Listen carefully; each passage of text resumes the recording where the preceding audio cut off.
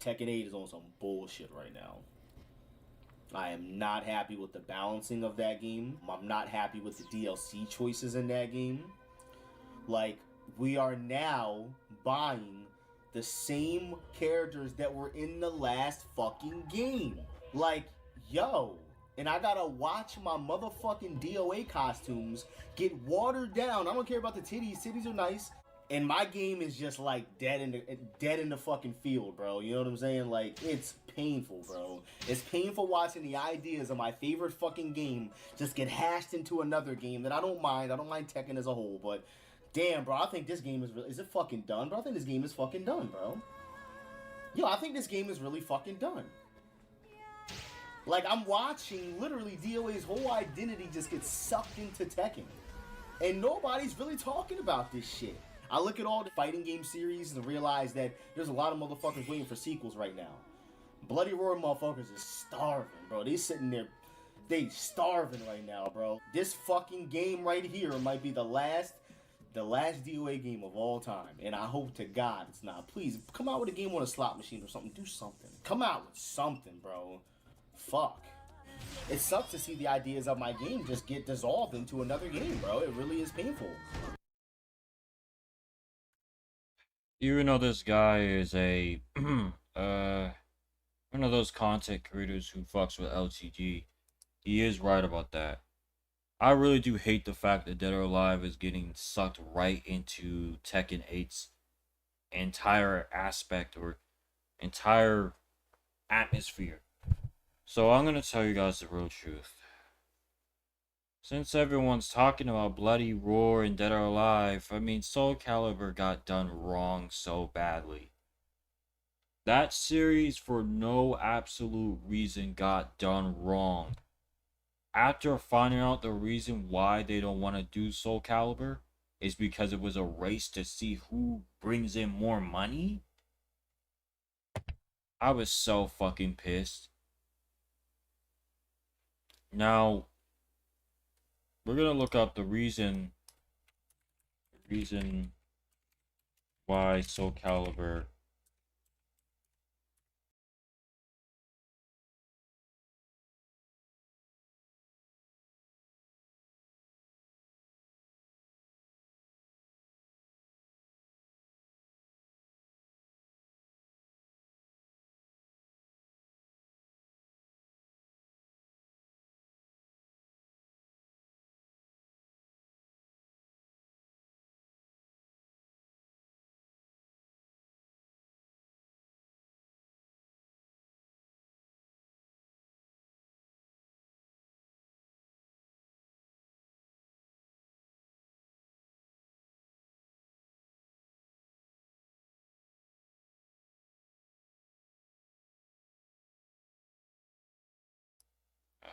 God, I hate that shit, guys. It cuts off my mic even when I'm like listening. I hate that. Here's what I'm gonna do.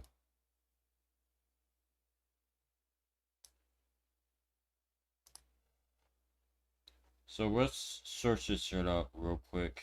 Whatever, I don't care. Why did Bandai Namco?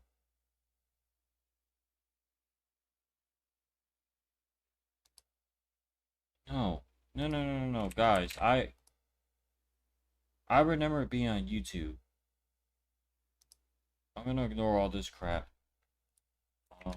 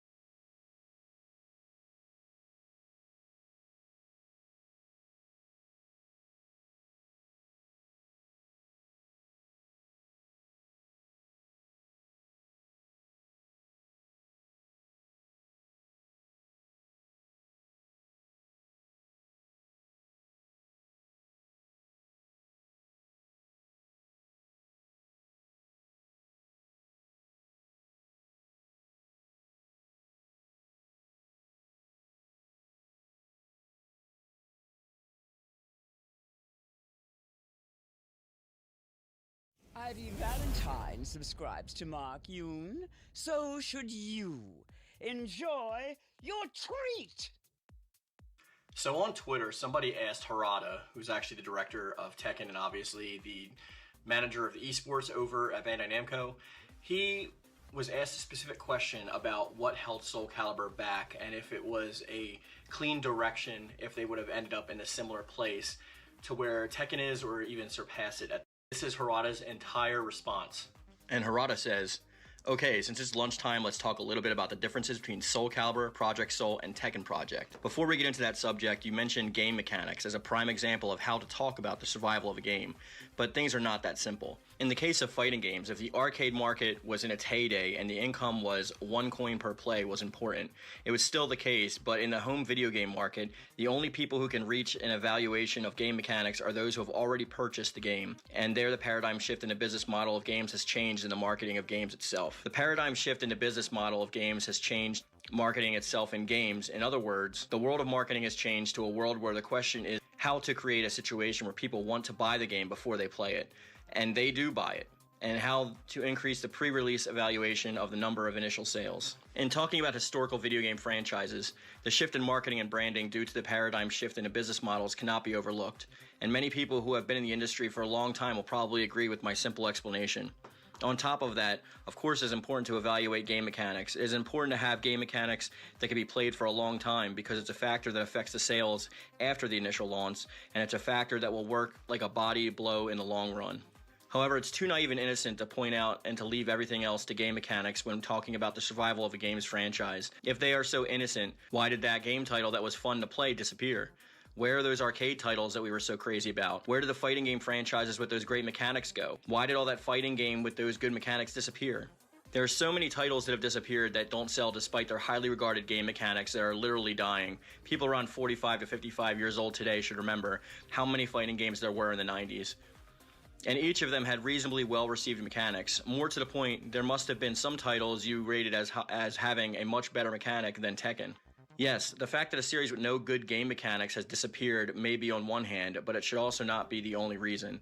While it is true that games with better mechanics will be loved and survive longer, you are not so naive as to believe that you understand that the world is that simple. Especially in this day and age when there are so many choices of games, marketing has become more and more important as it is a key to sales. While this is a hypothetical, it is not an industry theory, as is also a theory of consequences.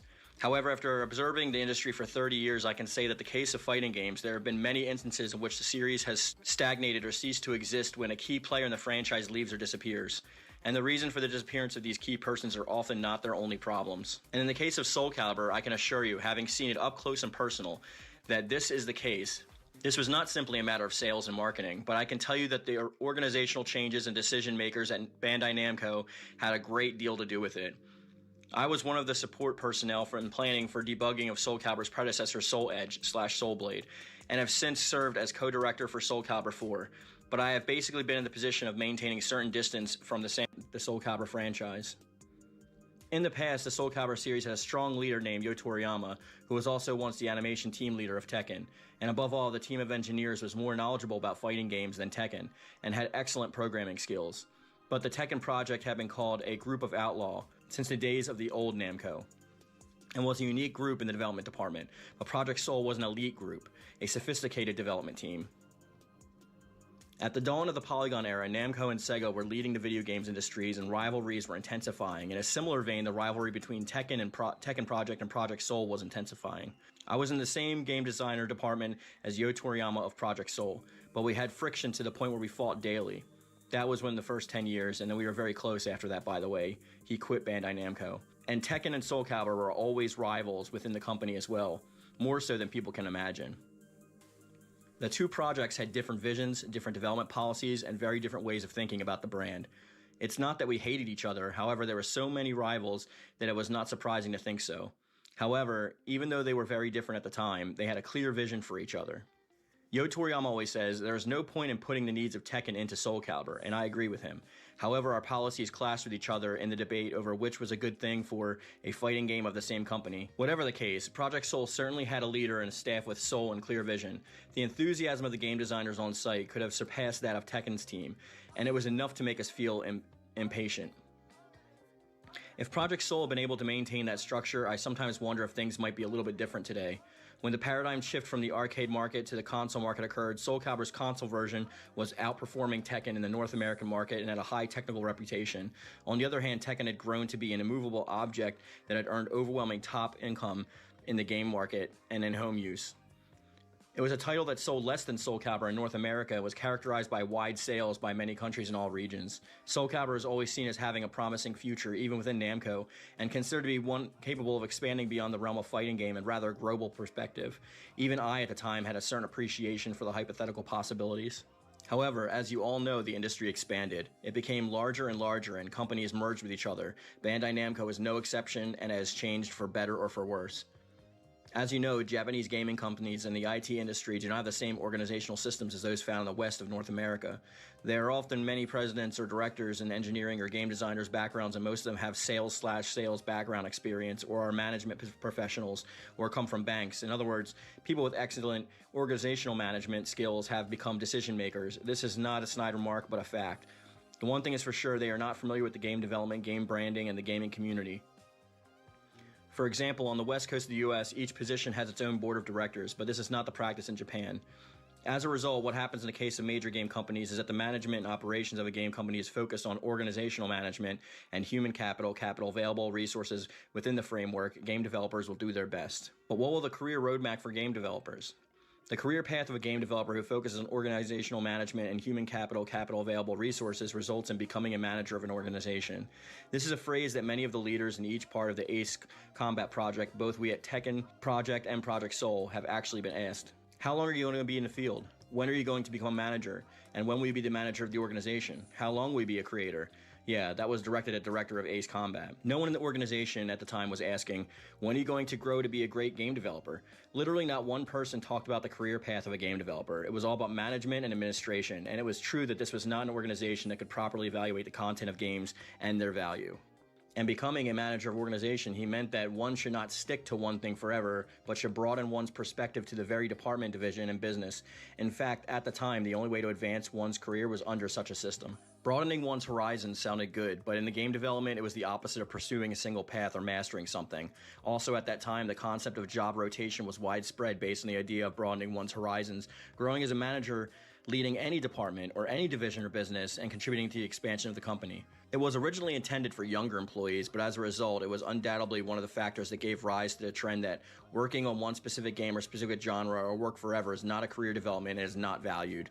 Then the phenomena of people leaving various titles and series as they were being peeled off began to occur. Each time a project's key player were peeled away, the big dreams and visions of that project once held become weaker. Project Soul was struggling to survive, or so it seemed to me, especially among its younger members. However, it seems that it was difficult for them to maintain their vision, will, and organizational structure, that they are no longer the game development-centered world of the past, but rather a game development team that's just one of the businesses in a group of companies.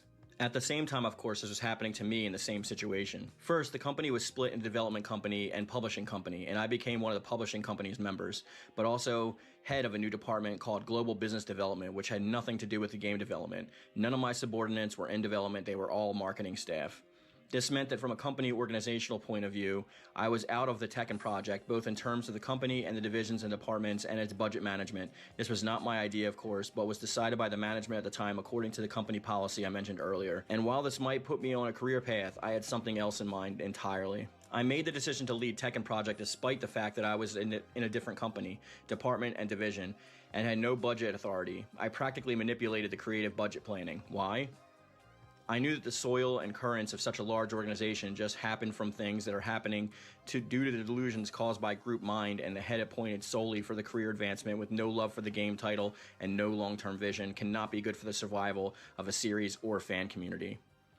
And we at the Tekken Project always said that the rights to the title belong to the company, but the fan community can only rely on the team that has the will to make the game.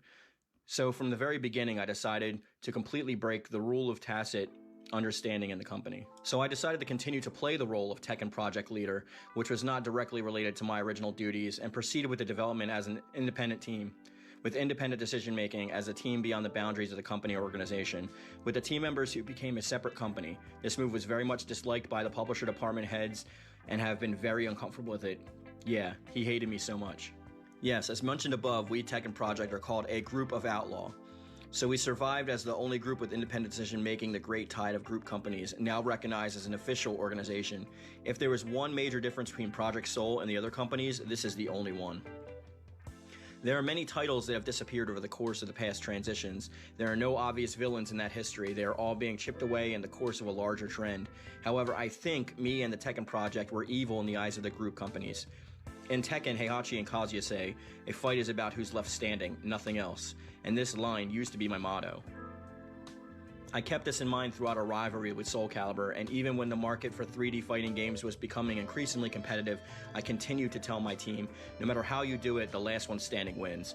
And this motto remained unchanged even in the midst of the major trends that occurred within the group companies. I understand that there were some board members who were not happy about it, and I received quite a few complaints. So we were never obedient, but always a wicked group with a strong will. I've realized through these experiences that unfortunately I probably have a bad personality. I think this is the only difference between Tekken Project and Project Soul.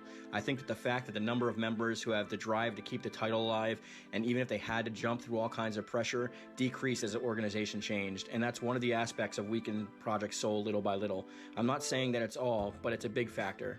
What happened due to organizational policy, not individual problems. But from my point of view, I don't think the fire of Project Soul has been extinguished. There's still a few people in the company who have the will to do it.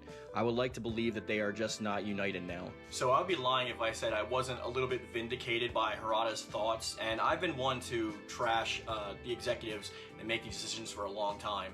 I've always been under the financial end of things instead of just like how things are supposed to be done, because I know that's not realistic, and I get a lot of pushback for my opinions on that. A lot of people are like, well, who are these mysterious like figureheads? Like, who are these board members? Like, who are these executives? Who are these financiers that you keep mentioning and talking about, as if this isn't the way companies and businesses are ran all over the world? So I do agree with him. There are a lot of instances that I found enlightening about this, especially the fact that Soul Calibur and Tekken had such heated rivalries, which is why I also think nobody should really go to Harada when it comes to Soul Calibur, and I think this rebuttal is more of a love letter to that, if anything else, telling him that his baby is Tekken even when it's not supposed to be, and as much as he respects Soul Calibur, he's no longer a part of that. He's distancing himself from Soul Calibur, but he sees other people within the company that still their souls burn and want to keep this going. So that tells me that there's not so much more of an inclination of goodwill or good faith, but the fact that like people within the company are still trying to push for this and are probably still making it right now, but like Harada has nothing to do with that unless it actually gets published, in which case then he'll be the head of the esports division for that thing, such as one of his job titles. So the difference between like organizational leaders and the actual development team is something I touch on a lot. I say all the time that there's factors that are outside of their provisions that they actually necessarily can't help. The marketing and the leaders and the developers are far and away different entities, and this is like definitely prominent when it comes to things like battle passes and microtransactions and stuff like that. That's usually a decree by publisher. It's not decree by developer, and they're forced to institute these kind of things at the behest of their bosses, which are the publisher, which also have their own financial bosses when it comes to also. So not even just like the lobbyists or anything that the financiers that actually like put together the money for these projects, but they're working within their budget, and then they have to work with the marketing staff who also gets a slice of that budget, and then also the other things that keep falling down into place. So he's right when it's not just one person's like fault or responsibility, which is why I never push the blame on anybody. It's usually the direction of the actual company in which they're trying to go in the first place. And he is right about like the business differences between like North America and the East, but not so much in its subtlety. That's the way that he tried to say it, because like here it's a similar situation, a similar notion. As somebody who's worked in retail for a long time, who no longer does, when you would go to get like a new district manager for, let's say, GameStop, that person was not necessarily an expert on games or even GameStop itself. It's usually like another district manager making a lateral move from like Walgreens or CVS that literally was just in that place because of their business practices, and usually their adherence to company policy is a big thing. It's not necessarily that they actually know what they know, because if you even go into a Walmart and you see like the coaches walking around, most of those coaches don't even know how to run a register, let alone tell you how the operations of the store are. They're there as pretty much figureheads to dictate to the lower people where they should go and what they should do, which is what management usually is all about. It's not about like how well you can do a certain given thing, it's how well you can actually pass on the company's wishes to the lower employees and have them do it, because like mutiny is a thing. So in the East, there's a lot less of that. It's more about like hard work and passion also, but like they're going down career paths that are almost forced on them because they're supposed to go into management or middle management or upper management, as opposed to staying in development hell, which is what they would call it. So like them literally just like being developers is looked down upon as like not being a proper career path. And I think it's the same here in the West as well. It's like most people, when you go into a retail store or you go into a movie set or anything like that, they're not talking to, you know, the boom mic guy. They're not talking to the editors who proofread the scripts. They're talking to the directors. They're talking to the producers. They're talking to the executives. And those are the people that always have the power. So yes, my soul still burns. Yes, I still believe that Soul Calibur 7 is happening. I don't think that this has any inclination to or for or against what is happening with Soul Calibur. It's just Harada talking about, you know, pretty much why he's tired of being tied directly to one thing or another in Tekken, because basically Tekken and Soul Calibur are two different entities within the same company. So whether or not he considers himself an outcast or a bandit outlaw who's like just doing his own thing in the Wild West, what remains to be seen is that like games in this day and age are being dictated by the publishers and not by the developers, and this is what we all know to be true, which is why a lot of games are not as good as they used to be. But anyway, that's gonna be my video for today. Oh, damn. I did not know it was really about competitiveness. Now that he keeps mentioning two separate entities, and it was about a race to the finish of who can pretty much impress the audience or who had the soul to do more. And unfortunately, Soul Calibur couldn't do it. So, right, back to Dead or Alive. So, unlike his point, I guess you could say marketing can be one of those things. But you see, I don't see it as marketing also. I see a way bigger picture being a way bigger problem than what is currently what they are talking about saying marketing.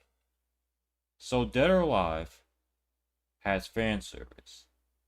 Soul Calibur has fan service.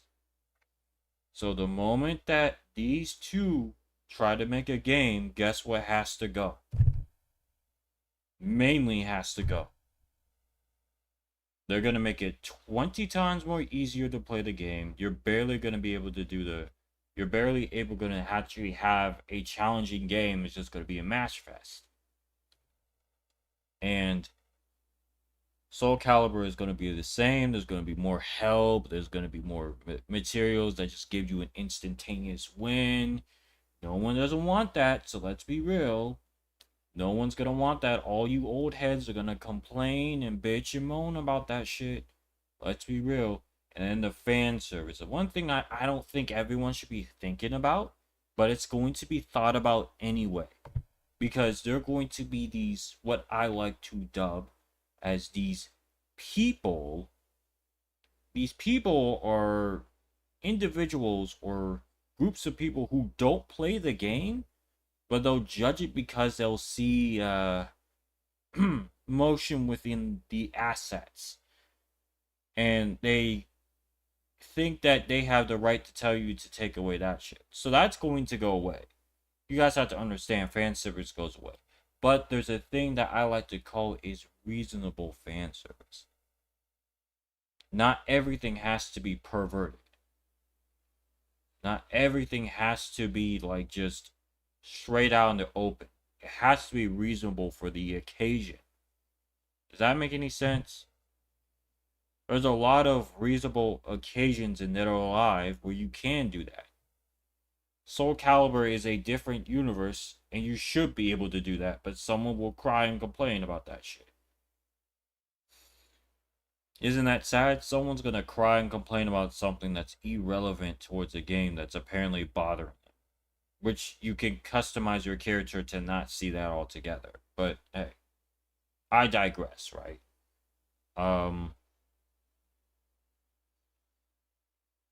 Soul Calibur and Dead or Alive or any past few games that everyone wants a revival on, I'm sorry. I hate to be that one Debbie Downer, but I don't think it's gonna happen. And if it does happen, I'm gonna be like, bro, I'll tell you what, I'm near an age. I'll say I'm near 28. When Soul Cailbur and Dead or Alive make an announcement. That's what I'm gonna say. When I am 28 years old, they will be very close to making a game.